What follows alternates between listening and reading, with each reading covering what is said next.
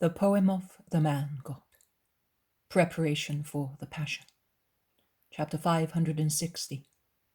What People Say at Nazareth. 6th of February, 1947.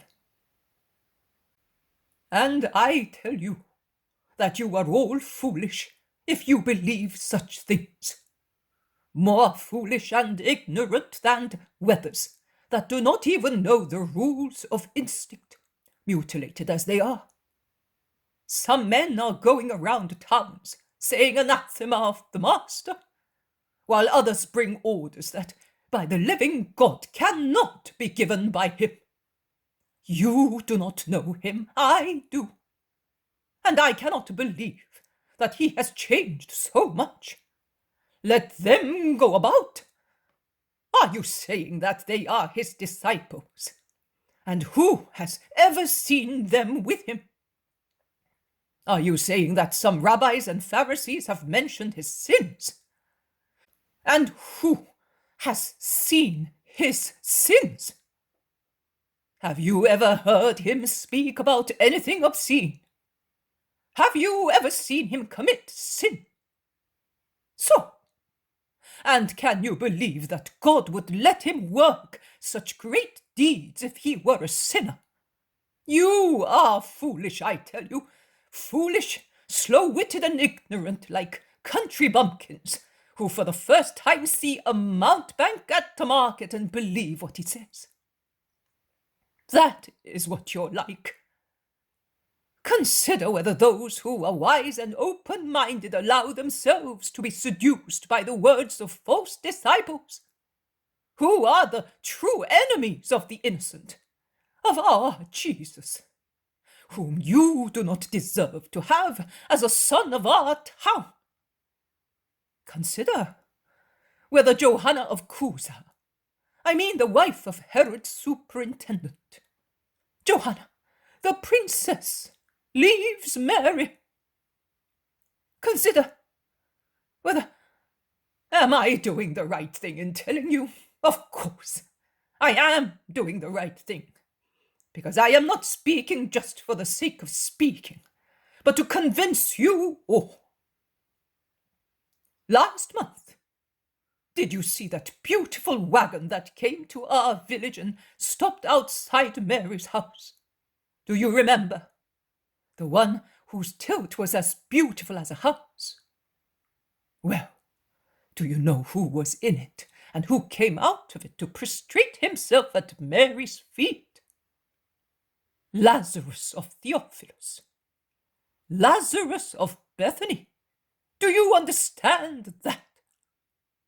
The son of the chief magistrate of Syria, of the noble Theophilus, and the husband of Eucharia, of the tribe of Judah, and of the family of David.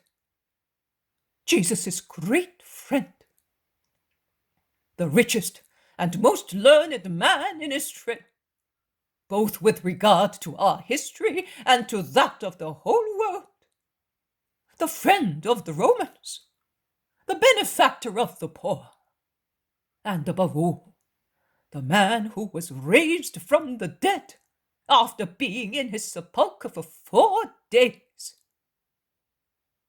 Did he leave Jesus to believe the Sanhedrin? You say that he did so because Jesus raised him from the dead? No, no. Because he knows who is the Christ, who is Jesus. And do you know what he came to tell Mary? To tell her to be ready, because he will take her back to Judea. See, as if he, Lazarus, were Mary's servant. I know, because I was there when he came in and greeted her, prostrating himself on the floor, on the poor bricks in the little room, dressed as he was like Solomon, a man accustomed to carpets. He was there, on the floor, kissing the hem of Our Lady's dress, saying, "Hail Mary, Mother of my Lord! I, your servant, the last of your servants, have come to speak to you of him, and to place myself at your disposal. See, I was so moved that when he greeted me as well, calling me brother in the Lord, I was not able to speak one word. But Lazarus understood, because he is intelligent. And he slept in Joseph's bed and sent his servants ahead to Sepphoris to wait for him, because he was going to his estates at Antioch. And he told the women to be ready, because at the end of this month he will come and pick them up to spare them the fatigue of the journey. And Johanna will join the caravan with her wagon to take the women disciples of Capernaum and Bethsaida. And does all that mean nothing to you? At last, good Alphaeus of Sarah can take breath amid the group standing in the middle of the square.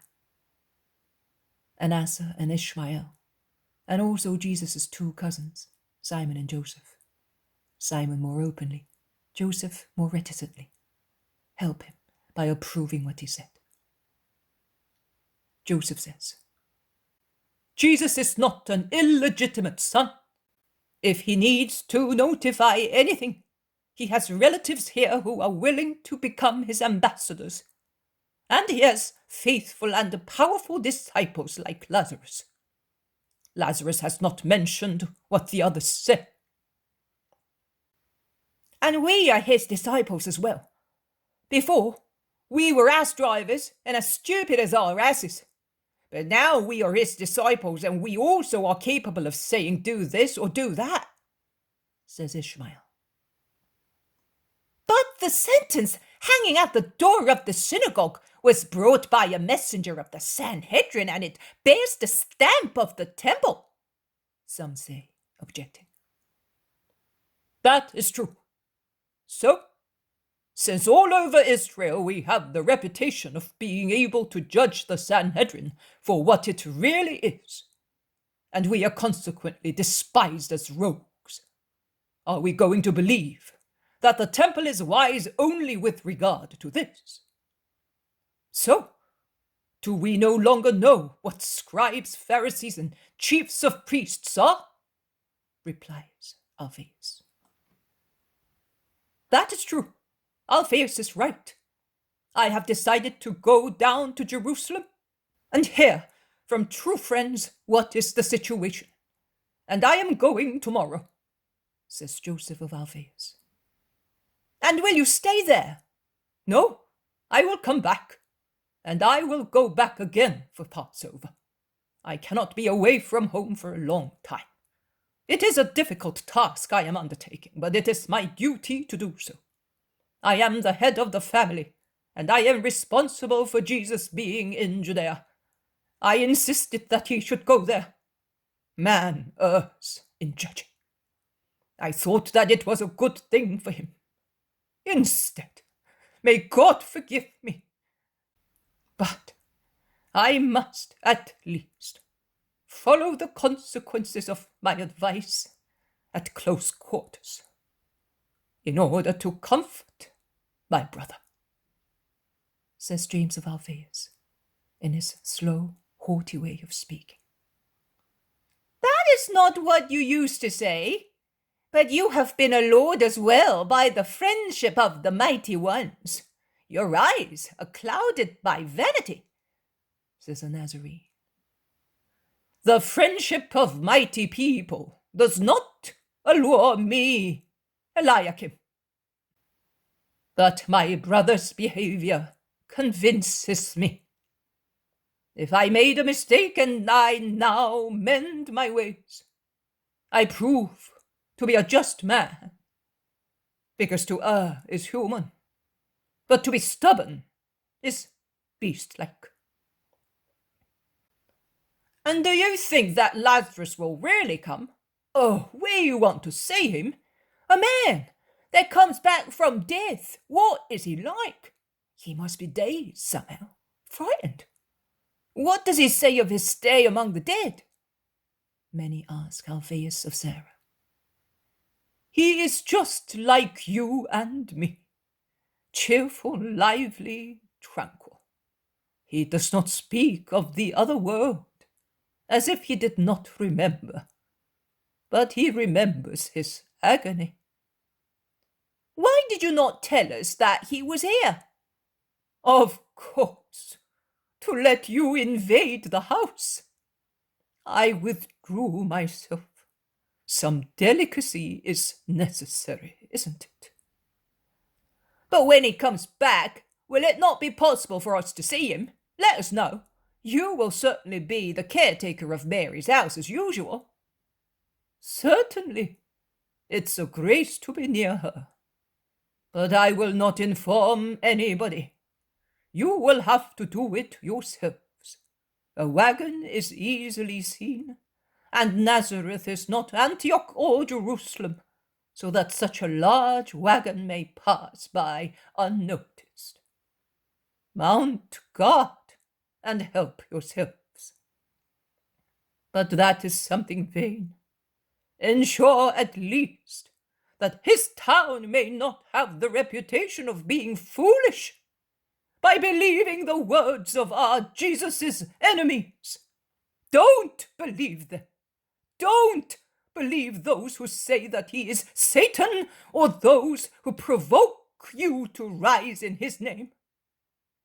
You would repent one day.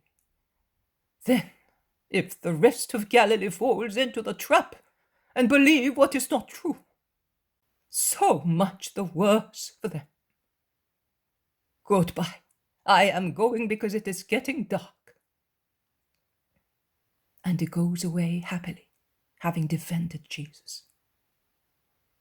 The others remain to discuss, but although they are divided into two fields, and the more numerous is, unfortunately, the one of those who swallow everything, the proposal of Jesus' few friends prevails in the end, and they decide not to become excited and accept false charges or invitations to rise until the other towns in Galilee do so, as at present they are more cunning than Nazareth and laugh in the false ambassadors' faces, says Asa, the disciple.